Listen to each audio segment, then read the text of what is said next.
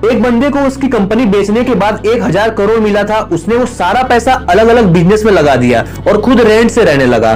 कोई पागल ही कर सकता है ना ऐसा, क्योंकि कोई नॉर्मल इंसान होता तो गाड़ी बंगला खरीदने में ही बहुत सारा पैसा खर्च कर देता।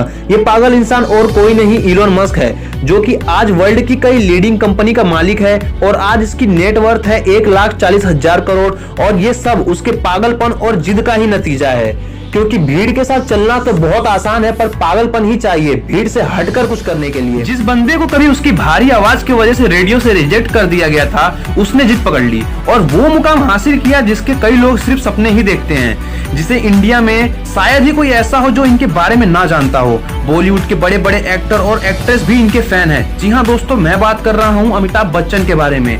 उनकी पहली सुपरहिट मूवी जंजीर आने से पहले उनकी 17 मूवी फ्लॉप हो चुकी थी, फिर भी उन्होंने अपनी जिद नहीं छोड़ी और आखिरकार कामयाबी को उनकी जिद के आगे झुकना पड़ा। विराट कोहली का भी एक ऐसा ही किस्सा है, जो क्रिकेट के लिए उसका पागलपन, उसकी जिद को बयां करता है। 2006 की बात है, विराट कर्नाटका में रणजी ट्रॉफी खेल रहे थे और पहले दिन 40 रन बनाकर वो नॉट आउट रहे। शाम को उनके घर से खबर आई कि उनके पापा की डेथ हो गई है। सबने ये सोचा कि विराट तुरंत घर के लिए निकलेगा। कोच ने यहाँ तक तो डिसाइड कर लिया था कि उसकी जगह पर और कौन खेलेगा, पर दूसरे दिन विराट बल्ला लेकर पिच पर खड़ा था और इस हालात में इसने सेंचुरी लगाई और अपनी टीम को जिताकर ये अंतिम संस्कार के लिए निकल गए।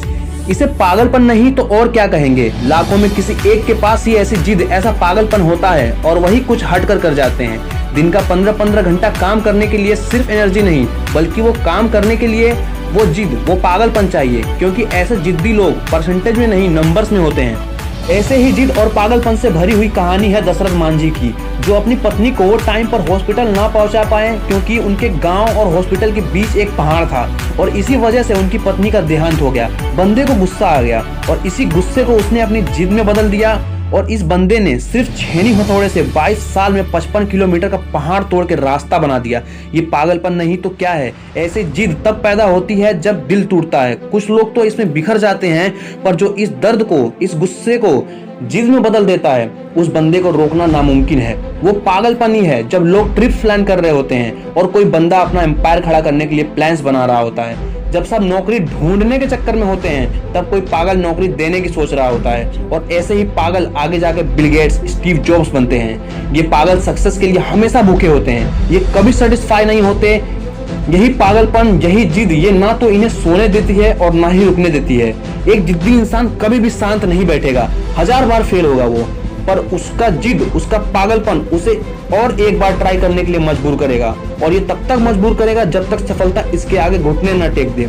और यही पागल और जिद्दी इंसान आगे चल के इतिहास बना देता है। यकीन ना आता हो तो हिस्ट्री उठाकर देख लो, भला कौन बंदा 1000 बार फेल होने के बाद भी कोशिश करना नहीं छोड़ता। कोई पागल ही ना। और उसी कारण ये पागल जिद्दी इंसान दुनिया को रोशन कर देता है। जी हाँ, मैं बात कर रहा हूँ थॉमस एल्वा एडिसन की।